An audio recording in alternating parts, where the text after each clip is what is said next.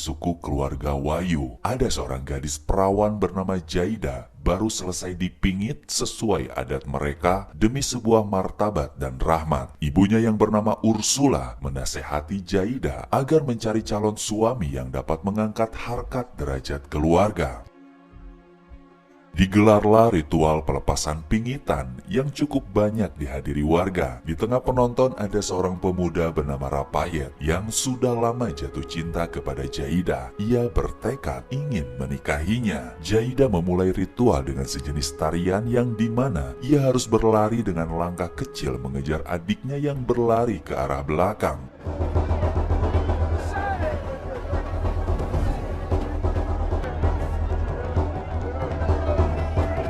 Adik Jaida yang bernama Leonidas terjatuh, pertanda si Leonidas tidak boleh menikah mendahului kakaknya. Di sanalah kesempatan Rapayet masuk ke dalam ritual melakukan hal yang sama dan tidak boleh terjatuh jika ingin memiliki Jaida. Rapayet berhasil membuat Jaida kelelahan, pertanda ia akan diberi kesempatan meminangnya. Setelah acara selesai, pamannya yang bernama Peregrino ragu. Rapayet sanggup memenuhi syarat menikahi Jaida. Nilai mas kawin yang diajukan keluarganya sudah pasti bakalan mahal. Peregrino menghimbau Rapayet harus jujur dengan status pekerjaannya, yang dimana ia sering melakukan transaksi dengan ahli juna. Ahli juna diartikan oleh penduduk setempat sebagai kelompok perusak dari kalangan orang-orang keturunan Eropa, atau bisa diartikan bekerja sama dengan orang asing. Tibalah waktu menegangkan bagi Rapayet mendengarkan syarat mas kawin yang akan diajukan keluarga Jaida. Peregrino sebagai perwakilannya turut membantu menyampaikan situasi dan kondisi Rapayet. Ursula memberi kode kepada ketua, lalu si ketua pun menyampaikan nilai mas kawin atau mahar yang harus dipenuhi sebanyak 30 kambing, 20 sapi, dan 5 kalung. Rapayet tidak menyangka ternyata nilai maharnya sangat mahal sekali. Beberapa kilometer setiap harinya, Rapa berjalan tanpa alas kaki membawa barang dagangan untuk menemui calon pembelinya. Di tengah terik matahari, ia pun harus menunggu mereka datang. Saat itu, Rapayet menjual 3 krat minuman. Tidak lama ia bertemu dengan partnernya bernama Mois. Di dalam mobil umum, si Mois telah mencuri 1 botol dari pelanggannya. Sehabis kerja, mereka berdua minum-minum di kedai Caesar. Saat itu Rapayet melihat ada orang asing ingin membeli ganja. Namun Caesar tidak berani memperjualbelikan ganja di kedainya. Di sanalah Rapayet mengambil kesempatan besar mencoba bertransaksi dengan bule tersebut. Si bule pun menerima tawarannya dan ingin disediakan ganja sebanyak 50 kilo. Mereka berdua pergi ke perkebunan ganja milik saudara sepupunya yang bernama Anibal dari suku Sera dengan menyewa keledai warga. Sesampainya di gerbang, mereka ditodong senjata oleh si penjaga yang bernama Gabriel. Ternyata Rapayet dan Gabriel sudah saling mengenal. Gabriel mengantarkannya menemui Anibal, lalu Rapayet memberikan hadiah seekor anak kambing sebagai bentuk penghormatan. Di malam hari Rapayet sampaikan tujuannya ingin bertransaksi ganja dalam jumlah banyak dan memohon diberi harga murah agar ia dapat membayar mahar pernikahannya. Esok harinya ganja mulai diproduksi dan dikemas. Rapayet dan Mois turut ikut membantu demi mengejar waktu. Setelah selesai, Rapayet bayar kontan barangnya. Anibal menghadiahi beberapa kalung sebagai bentuk partisipasi bagi pernikahan Rapayet. Kemudian mereka menemui si bule di pinggir pantai hingga transaksi pun berhasil. Tidak lama kemudian ada seorang bule yang bernama Bill. Ia tertarik berbisnis ganja dalam skala besar untuk diekspor ke luar negeri. Akhirnya Rapayet mampu membawa semua persyaratan lengkap maharnya ke kediaman Jaida. Ursula kaget, ternyata Rapayet tidak mau menyerah. Meskipun Ursula tidak senang dengan posisi statusnya, dengan terpaksa ia harus menerima Rapayet sebagai mantunya. Diceritakan Rapayet dan Jaida telah resmi menikah dan dikaruniai bayi laki-laki. Di malam hari, Mois memberikan kejutan di depan rumah Rapayet. Kemudian, ia dihadiahi 1 buah mobil. Bisnis mereka sebagai pengedar ganja telah membuahkan hasil yang banyak. Di suatu hari, seluruh warga dari suku Wayu menangisi kematian paman Jaida yang sudah dianggap sebagai ketua adat. Di tengah acara pemakaman, Ursula memergoki Leonidas meminum miras. Leonidas adalah adik laki-laki Jaida yang terbilang sangat bandel. Mois datang memberitahu bahwa Bill ingin memesan 2.200 pon ganja untuk minggu depan. Namun bos Anibal hanya mampu menyediakan 1.300 pon. Mois menganjurkan memesan sisanya kepada bandar yang lain. Rapayet menolak usulannya dikarenakan bos Anibal telah dianggap saudara dan jangan memasukkan bandar lain yang suatu saat bisa mencuri pelanggannya. Tibalah jadwal pengiriman yang dimana sebesar 1.300 pon ganja diangkut dari perkebunan dengan menggunakan kuda. Setelah itu dipindahkan ke atas truk untuk dibawa ke pangkalan rahasia. Seperti biasa di tengah jalan mereka pasti dicegat petugas meminta jas prem. Setelah dikasih uang segepok, barulah mereka bisa meneruskan perjalanan. Kemudian lanjut diserahkan kepada utusan Bill yang akan membawa semua barangnya lewat jalur udara. Setelah sampai di sana, Rapayet merasakan kejanggalan. Kenapa anak buah Bill membawa 3 pesawat, sedangkan ganja yang dipesan bisa diangkut hanya dengan 2 pesawat saja? Dicurigai mereka telah bertransaksi dengan bandar lain demi memenuhi kekurangan barangnya. Setelah diperiksa, ternyata memang ada barang dari bandar lain. Mois mengacungkan senjata. Ia gegabah menembak salah satu utusan Bill, lalu membunuh satunya lagi. Rapayet geram atas tindakan Mois. Semua orang todongkan pistol saat Mois nyaris menghabisi sisanya. Rapayet beri pesan kepada utusan Bill bahwa hubungan kerjasama antara mereka telah berakhir. Untuk menghilangkan jejak, mereka semua menggali lubang agar dapat menguburkan pesawat beserta mayatnya.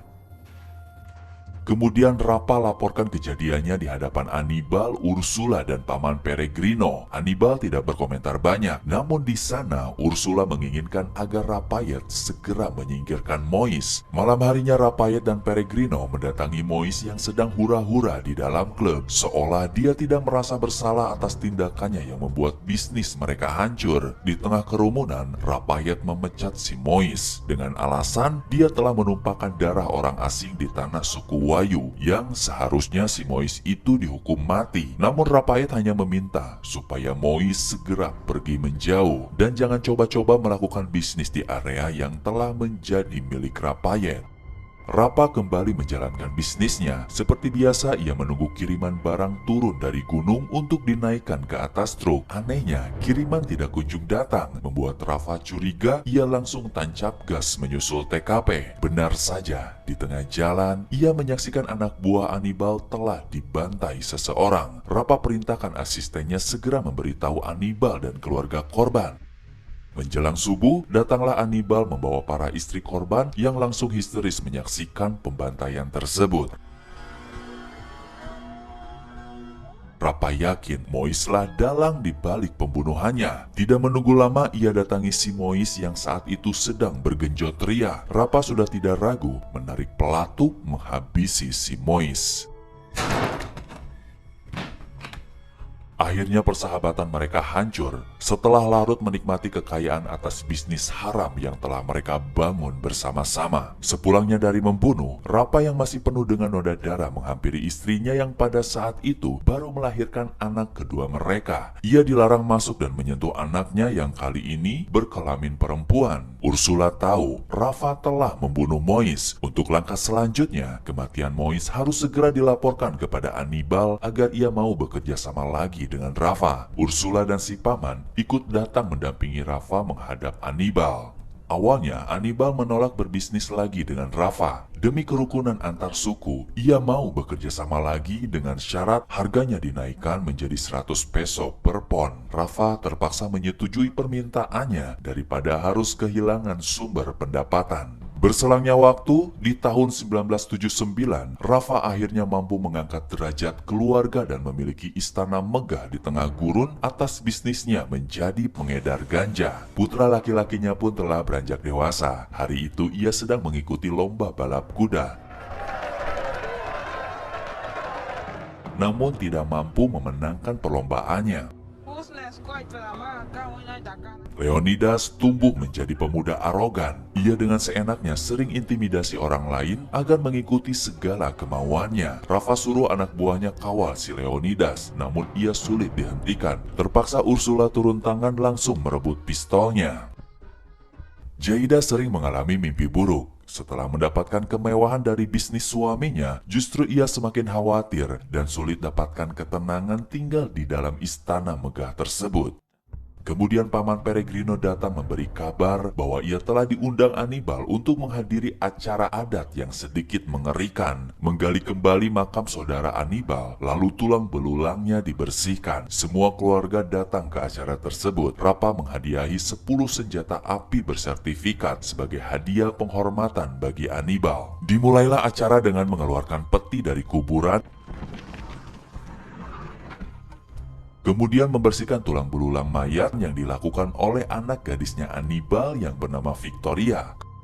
Lalu dimasukkan ke dalam kantong putih. Nampaknya Leonidas tertarik dengan kecantikan Victoria. Setelah selesai acara, si Leonidas mabok bersama yang lain. Di sanalah ia timbul keberanian menghampiri Victoria. Namun ia malah terkesan memaksa ingin mengajak Victoria berdansa hingga membuat suasana ricuh. Seorang ajudan berusaha menjauhkan Leo dari Victoria. Si Leo kembali berulah. Ia menyuruh si ajudan memakan kotoran anjing dengan imbalan sekantong uang.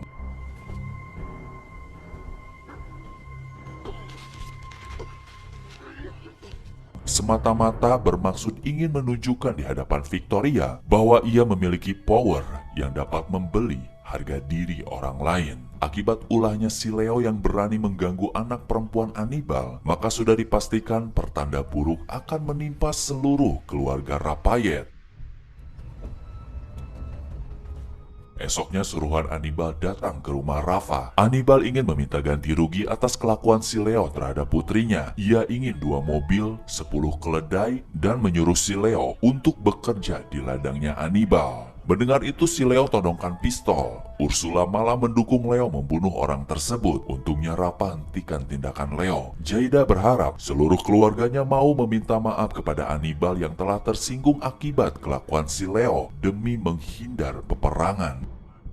Esok harinya si Leo pun dibawa ke kediaman Anibal. Di sana Anibal sudah berbaik hati agar Leo meminta maaf kepada putrinya dan kembali pulang. Dikarenakan si Leo keras kepala, ia pun akhirnya diseret bekerja di ladang. Ursula sangat melindungi kehormatan keluarganya, namun secara tidak langsung ia telah mendominasi hidup Rapayet. Segala tindak tanduknya telah disetir Ursula, dan malam itu ia malah menyuruh Rafa untuk membawa pulang Leonidas dari kediaman Anabil. Rafa berpikir jika ia ikuti kemauan Ursula membawa Leo, sama saja menabuh genderang perang dengan pihak Anabil. Meskipun Rafa sudah sangat berhati-hati, tetap saja hari itu si Leo membeli sebotol minuman supaya ia mabuk sehingga berani melakukan tindakan di mana ia telah mengintai Victoria yang sedang santai di dekat kolam renang. Kemudian Leo mengikutinya ke dalam kamar mandi untuk menghabisi nyawanya. Setelah itu, ia kabur meninggalkan kediaman Anibal. Tepat pada tahun 1980 menjadi awal kehancuran keluarga Rapayet. Seluruh anak buah dikerahkan bersiap menghadapi peperangan melawan kekuatan Anabil. Ursula pun menyembunyikan Leo di suatu tempat. Paman Peregrino berani menghadap langsung Anibal di kediamannya. Ia mewakili keluarga Rafa ingin mengajukan negosiasi bahwa Rafa akan melakukan apapun demi menghentikan murka Anabil. Bahkan ia rela serahkan semua kekayaan dan koneksinya. Nyawa Victoria tidak dapat ditukar dengan apapun. Anabil acungkan pistol ke hadapan Peregrino, namun sesuai dengan adat leluhur bahwa Anabil tidak diizinkan membunuh seorang pembawa pesan. Kemudian Rafa menyambut kembali kedatangan sang paman. Namun yang keluar hanya si supirnya saja. Ternyata Peregrino telah dieksekusi mati dan hanya meninggalkan tongkat kesayangannya. Di malam hari, Jaida bersama anak-anaknya mengajak Rafa segera melarikan diri. Mengetahui itu, Ursula tidak mau tinggal diam. Ia hendak mencari keberadaan mereka. Dari kejauhan, ada sekelompok suku Wayu datang, bertujuan ingin mengadakan upacara kematian Paman Peregrino. Di sana para warga mulai sadar, semenjak sukunya terlibat perdagangan ganja, mereka telah melupakan aturan adat istiadat leluhurnya. Di sana Ursula mencari kesempatan mengelabui warga agar mendapatkan dukungan melawan Anibal. Namun kali ini warga sudah tahu bahwa Ursula, Rapayet, dan Anibal telah menodai kesucian suku Wayu. Mereka semua mau membantu asalkan dibayar dengan harga mahal. Setelah Ursula menyanggupi permintaan warga, esoknya anak buah Anabil dihabisi di beberapa titik. Awalnya ia tidak menaruh curiga sampai di mana Anabil melihat anak buahnya dibantai di tengah jalan. Ia berusaha melarikan diri dari serangan tembakan brutal. Kejadian itu membuat Ursula semakin percaya diri, lalu mendatangi tempat persembunyian Rafa. Ia menjemput paksa Jaida dan anaknya. Ursula mengancam akan membunuh Rafayet jika berani mendekati Jaida dan anak-anaknya lagi. Ursula merasa sanggup membeli dukungan warga hingga ia yakin bisa menghadapi serangan Anabil. Akibat kejadian pembantaian itu, Anabil semakin murka. Ia akan lakukan serangan balik yang jauh lebih brutal. Di kediamannya, Ursula menyaksikan pasukan Anabil datang. Kemudian dengan brutal, mereka memberendelkan peluru tanpa jeda sampai istananya hancur.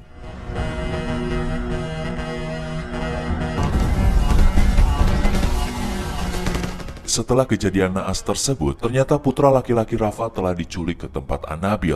Ursula berhasil selamat. Ia berjalan melewati mayat anak buahnya, lalu mendapati Jaida telah tewas di samping anak perempuannya yang masih hidup.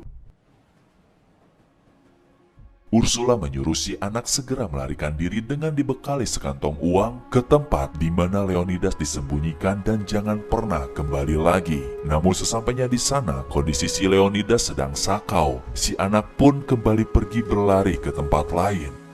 Ursula memberanikan diri ingin mengambil cucu laki-lakinya yang telah diculik. Anabil mengajukan syarat, jika ingin mayat cucu Ursula dikembalikan, ia harus serahkan seluruh bisnis dan koneksi, juga pesawat dan ganja yang masih tersisa, lalu memberitahu tempat persembunyian Rafayet dan Leonidas. Ursula membocorkan di mana Rafa berada, namun ia mengaku Leo telah mati dan berusaha tetap bungkam demi melindungi nyawanya. Setelah Ursula menyetujui persyaratan Anabil, dibawalah jasad cucu laki-lakinya yang sudah dibungkus kain kafan. Lalu Ursula pun kembali pulang bersama dua anak buahnya yang masih tersisa. Anabil datang ke tempat Rafa, ia langsung ditodong senjata dan Rafa pun telah berpasrah diri sehingga ia akhirnya harus tewas di tangan Anabil. Si gadis perempuan membeli beberapa ekor kambing dari seorang pengembala tunanetra. Ia kini harus melanjutkan hidup sebatang kara. Ursula dan Leonidas tidak diceritakan kembali apakah mereka masih mampu menjalani hidup setelah tragedi mengerikan terjadi di keluarganya. Itulah akhir yang sangat mengenaskan sekali. Dan film ini mengajarkan kepada kita, jika kita berani berbisnis barang haram, maka tunggulah kehancuran. Terima kasih telah menonton, sampai jumpa di cerita selanjutnya. Wassalam.